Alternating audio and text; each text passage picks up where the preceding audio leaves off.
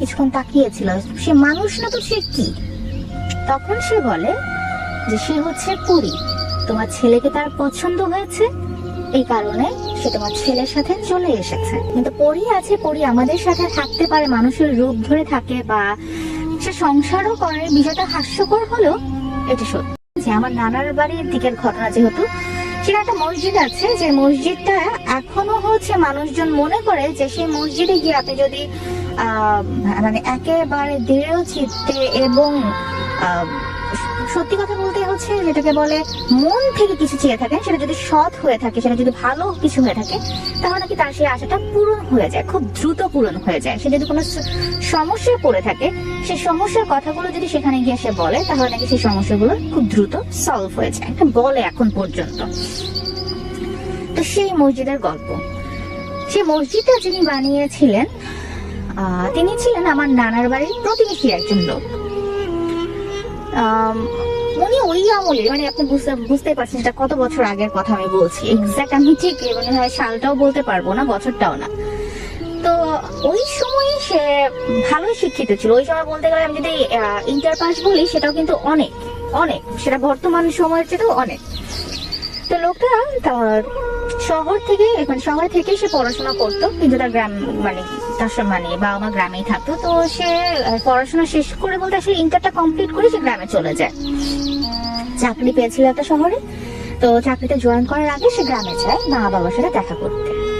তো মা বাবা সবাই আয়োজন করছে যে ছেলে আসবে, বড় ছেলে আসবে, খুব ভালো কথা। বড় ছেলে পড়াশোনা করেছে, চাকরি পেয়েছে, এত বড় একটা চাকরি পেয়েছে।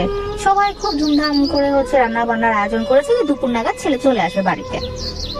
ছেলে তো এসেছে, ছেলে একা আসে, দেখে ছেলের বউ নিয়ে এসেছে, যেটা একটু শকিং ছিল। কিন্তু ছেলের বউকে দেখে সবাই না মানে খুব হাসি মুখে মেনে নিল, কারণ মেয়েটা এত অপূর্ব সুন্দরী ছিল। মানে সবাই বলছিল, আশেপাশে 10 গ্রাম তো দূরের কথা, মানে আশেপাশে নাকি কোনো 3-4 ডিস্ট্রিক্টেও এত সুন্দর মেয়ে নাকি তারা দেখে নাই কখনো, পাবেও না কেউ খুঁজে। ঠিক আছে, তবে সেই লোকের মায়ের মনে সবসময় একটা খটকা লাগতো যে ছেলে বিয়ে করে আসছে, এটা খুব স্বাভাবিক। তার বড় ছেলে, তাদের অনেক ইচ্ছা ছিল, তো সেভাবে হয়নি। ছেলে বউ নিয়ে আসছে, সবাইকে জানালো, আবারও নতুন করে তারা বিয়ে দিল, তাদের সামনে বসিয়ে তারা বিয়ে দিল। তো বিয়ে দেওয়ার সময় তো স্বাভাবিকভাবে সবাই জানতে চাবে মেয়ের বাড়ি কই, মেয়ের মা কে, মেয়ের বাবা কে। তখন তার ছেলে বললো যে মা ও এতিম, ও এতিমখানায় বড় হয়েছে, ওর কেউ নেই আমি ছাড়া। সেটাও সবাই মেনে নিল, ঠিক আছে। যাচ্ছিল ছেলে আর শহরে 6 মাস ছিলেন, 6 মাসে চাকরিটা করে এরপর সে গ্রামের দিকে চলে যায়, সে আর থাকে না শহরে। তো ওই 6 মাসে যে ঘটনাগুলো একের পর এক ঘটছিল, সেটা হচ্ছে ছেলেটার মা দেখতো প্রতি রাতে ছেলের বউ ঠিক 12:30 থেকে 1:30, এই 1 ঘন্টা নাগাদ সে উঠবে, উঠে সে নামাজ পড়বে। এখন কি নামাজ পড়ো তুমি? আচ্ছা ঠিক আছে, হতে পারে সে তার জন্য নামাজ পড়ে, অনেক নামাজ তো আছে, কিন্তু সে স্পেসিফিক ওই টাইমে উঠে নামাজ পড়তো। প্রথমত সবাই বলছে বাহ, খুব নামাজি কালামের মেয়ে আসছে, খুব ভালো কথা। 5 ওয়াক্ত নামাজ পড়তো, কোনো এগুলো নেই কোনো বাছ বিচার, মানে কখনোই ছিল না তার।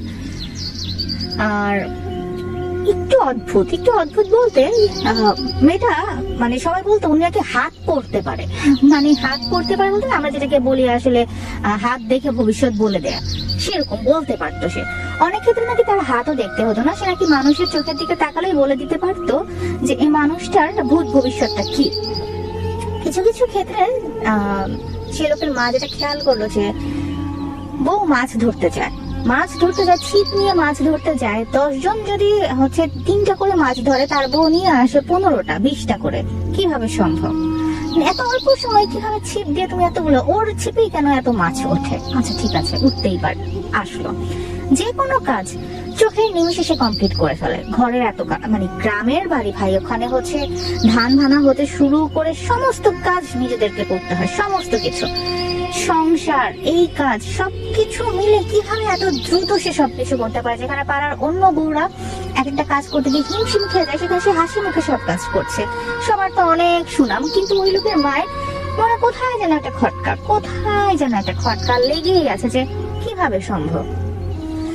উনি যেটা মনে করতেন যে ওনার বইয়ের উপর হয়তো জিনের আছর আছে। তো একদিন সে আমাদের নানার বাড়ির ওদিকে সেই মানে পীর বলবো না, নাকি পীরের বংশধর ছিলেন ওই হুজুর। ওই হুজুরের কাছে যান, তো হুজুরের কাছে গিয়ে সমস্ত কথা বলেন যে হুজুর এই এই বিষয়, আমার ছেলের বিয়ে হয়েছে আজকে 7 মাস তখন হয়ে গেছে, 7 মাস চলে, আমার ছেলে 1 মাস যাবত গ্রামেই আছে, ও গ্রামে ক্ষেত খামারি করছে, কিন্তু এই বিষয় আমার মনে তো খটকা যে আমার বউকে হয়তো বা জিনে ধরেছে। তখন ওই হুজুরটা বলে ঠিক আছে তুমি একটা কাজ করো, তোমার বউ পড়েছে, মানে ছেলের বউ পড়েছে এমন একটা শাড়ি যেটা ধোয়া হয়নি, বা একটা কাপড় নিয়ে আসো। পরের দিন সে যথারীতি সেটাই করলো, নিয়ে গেল। নিয়ে যাওয়ার পর হুজুর বললো এটা তুমি রেখে যাও, আমি তুমি আমার কাছে 1 দিন পরে আসবা। 1 দিন পর আবারও সে শাশুড়ি ওনার কাছে গেলেন। যাওয়ার পর হুজুর বলতেছে তোমাদের কি কোনো সমস্যা হচ্ছে? তো বলো যে কি ধরনের সমস্যা হুজুর? কোন ধরনের সমস্যা? ও যে কাজগুলো করতেছে এই কাজের কারণে তোমার কোনো সমস্যা হচ্ছে না? হুজুর আমার মনে সন্দেহ, এই জন্য আমি আপনাকে বললাম। যদি সমস্যা নাই হয়ে থাকে তাহলে সন্দেহটাকে আপাতত মাটি চাপা দিয়ে দাও, দরকার নেই কিছু, রহস্য থেকে যাওয়াই ভালো। এটা বলার পর তো ওনার মনের মাঝে মানে রীতিমতো ঝড় উঠে যাচ্ছে যে হইছেটাকে। একদিন সে তার ছেলের বউকে কখনো মানে বিয়ে করে আনার পরে কখনো ওই যে বলেছিল যে মেয়েটা এতিম, এরপর কখনো আর কিছু জিজ্ঞেস করে না, কিন্তু কি মনে করে ওই দিন সে তার ছেলের বউকে জিজ্ঞেস করতেছে যে মা তুমি কি জন্মের পর থেকে এতিম? বললো না, আমার বাবা মা ছিল, তারা মারা গিয়েছে। কিভাবে মারা গেছে আমি জানি না, তখন আমি অনেক ছোট ছিলাম। আচ্ছা তোমাদের গ্রাম কোথায় ছিল? বললো যে সেটাও আমি জানি না। আমার ছেলের সাথে কোথায় পরিচয়? বললো আমার এতিমখানার সামনে পরিচয় হয়েছে। কিভাবে পরিচয় হয়েছে? আপনার ছেলে হচ্ছে আমার এতিমখানার পাশে একটা লজ ছিল, সেই লজে সে থাকতো, তো সেখান থেকে তার সাথে আমার পরিচয় হয়েছে। এরপর হচ্ছে সে আমাকে বিয়ের প্রস্তাব দিয়েছিল, আমি যার আন্ডারে ছিলাম তিনি রাজি হয়েছেন, এরপর তারা আমাকে বিয়ে করায়। আচ্ছা ঠিক আছে। এই কথাগুলো খুব সুন্দর ভাবে সে একদম মুখস্থ বিদ্যার মতো সে বলে গেল। ঠিক আছে, খুব ভালো কথা। এরপর একদিন হুট করে মানে ওনার শাশুড়ি জিজ্ঞেস করে বসলেন আচ্ছা তুমি যে প্রত্যেকদিন রাতে একটা নামাজ পড়ো, এটা কি নামাজ পড়ো? তো ওই দিন কোনো উত্তর দেয়নি। আবার জিজ্ঞেস করে, কারণ এই নামাজও কখনো গ্যাপ দেয়নি। আবার জিজ্ঞেস করে কোন নামাজটা পড়ো? আমিও পড়বো, তুমি উঠলে আমাকে উঠাও। মা আমি নামাজ শেষ করে তারপর আপনাকে ডাক দিব, সমস্যা নাই।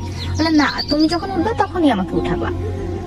আবার হচ্ছে গিয়ে সে ওই জিনিসগুলো কোনো না কোনো ভাবে এড়াই যাচ্ছে, কিছুতেই কিছু হচ্ছে না, সে এড়াই যাচ্ছে। এখানে আরেকটা বিষয় হচ্ছে ওই ছেলের বাবার কিছু সমস্যা ছিল, যেহেতু বয়স হয়েছে, শারীরিক অনেক সমস্যা ছিল। ওই বউ যেদিন থেকে তাদের বাসায় আসে পর থেকে, ওই বউয়ের হাতে রান্না খাওয়ার পর থেকে নাকি সেই শারীরিক সমস্যাগুলো আর হয়নি তার কখনো। বা হচ্ছে হয় না যে মেজর কোনো প্রবলেম থাকতেই পারে, একটা মানুষ অসুস্থ হতেই পারে, সে সামহাও মানে রিকভার করা শুরু করলো এবং এক পর্যায়ে পুরোপুরি সুস্থ হয়ে গেল। গ্রামে এভাবে অনেকদিন যেতে যেতে একটা পর্যায়ে অনেকে দেখা যেত যে ওর কাছে এসে পানি পড়া নিয়ে যেত, বা খাবারে হয়তো একটু ফু দিয়ে নিয়ে যেত। কেউ যদি অসুস্থ হতো, কেউ কাউকে যদি জিনে ধরতো, তাহলে ওর কাছ থেকে এসে পানি পড়া নিয়ে যেত, এবং যেই ওর পানি পড়া খেয়েছে সেই সুস্থ হয়েছে। এই বিষয়গুলো কিছুতেই ছেলের মা মানতেই পারতেছিল না যে কেন, কি এমন আছে ওর মাঝে যে যেটা এই কারণে এরকমটা হচ্ছে, এমন কি আছে। ওরা মাঝে সবসময় একটা খটকা লেগেই থাকতো। এন্ড ফাইনালি মানে পুরো ঘটনাটা আসার আগে মাঝখানে মেয়েটা ছেলেটার কাছে মানে যে মেয়েটার কথা স্পেসিফিক বলছি, সেই মেয়েটা তার হাজবেন্ডের কাছে আসলে বলে যে তুমি আমার নামে একটা মসজিদ করবা, খুব ছোট্ট করে হলো একটা মসজিদ করবে, এটা তোমার কাছে আমার চাওয়া। আচ্ছা ঠিক আছে। এর মাঝে 1.5 বছর পার হয়ে গেল, ওদের ঘরে একটা ছেলে সন্তান হলো, এবং অদ্ভুত ছেলেটা না তার বাবার মতো হয়েছে না তার দাদার বাড়ির কারো মতো হয়েছে, ছেলেটা একদম হুবহু ওর মায়ের মতো, এবং দেখে মনেই হয় না যে ওই অঞ্চলের কারো মতো হয়েছে।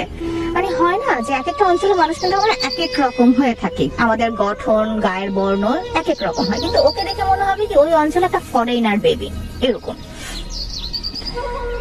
এরপর মেয়েটার শাশুড়ি আবার সেই পীরের বংশধর হুজুর ওনার কাছে গেল, গিয়ে এবার খুব জোরে সরে হুজুরকে চেপে ধরলো যে হুজুর আপনি কিছু একটা বলেন, কিছু একটা তো আপনি জানেন, সেটাই আপনার কাছে আমি জানতে চাই, আপনি দয়া করে একটু বলেন আমাকে। তখন হুজুরটা বলল যে দেখো, ভয়ের কিছু নাই, তোমার ঘরে যে আছে সে মানুষ না। এইটা শোনার পর সে কিছুক্ষণ তাকিয়েছিল, সে মানুষ না তো সে কি? তখন সে বলে যে সে হচ্ছে পরী, তোমার ছেলেকে তার পছন্দ হয়েছে, এই কারণে সে তোমার ছেলের সাথে চলে এসেছে। সে এতিম না, তার বাবা মা আছে। প্রতি রাতে সে যখন নামাজ পড়তে বসে, তোমরা দেখো সে নামাজ পড়ে, কিন্তু আসলে সে ওই সময়টা তার বাবা মায়ের সাথে দেখা করতে চায়। তোমার ছেলেও জানে না এই বিষয়টা। এবং 1.5 বছর হয়ে গেছে, তাদের একটা বাচ্চা ছেলে, যে ছেলেটা আছে ওই ছেলেটাকে সে কিন্তু নামাজের সময় উঠাতো রাতের বেলায়, এবং সে ছেলেটাকে নিয়ে এসে যেত। তো তখন যেটা বলে যে দেখো, যেটা তুমি জেনেছো নিজের মাঝেই রাখো, মেয়েটা ভালো, ও থাকুক তোমাদের সাথে, তুমি ওকে ডিস্টার্ব করো না, কোন ধরনের বিরক্ত করো না, ও ওর মতো থাকো। মজার বিষয় হচ্ছে ভাইয়া, উনি যতদিন বেঁচে ছিলেন ততদিন পর্যন্ত ওনার শাশুড়ি, ওই ঘটনা জানা পরে ওনার শাশুড়ি অ্যাকচুয়ালি ওনার কাছ থেকে সরে যান, মানে কোন একটা কজ দেখায় উনি ওনার ছোট ছেলের সাথে আলাদা হয়ে যান। এবং এরপরে একদিন ওই বউ আর কি ওনার কাছে গিয়ে বলে, ওই শাশুড়ির কাছে গিয়ে, পরিটা শাশুড়ির কাছে গিয়ে বলে যে মা, আমি জানি আপনি সব জানেন, আমি কখনো আপনাদের কারো কোনো ক্ষতি করবো না, কিন্তু আপনার কাছে যদি মনে হয় আমার থাকাটা আপনার জন্য অস্বস্তিকর বা আপনার জন্য ক্ষতির, আপনি বলেন, আমি আজকেই চলে যাব।